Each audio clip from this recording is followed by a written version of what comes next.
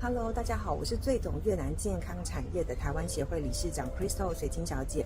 在越南，很多的年轻人他喜欢做牙齿的美白，可以有个很美丽的笑容。但是随着年龄慢慢增长，会面临到牙周、植牙或者是些蛀牙的问题。那今天我就要邀请大家一起去参访在越南我自己非常钦佩的女企业家。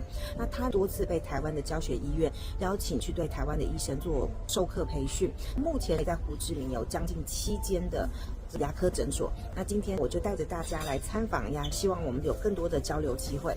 Let's go!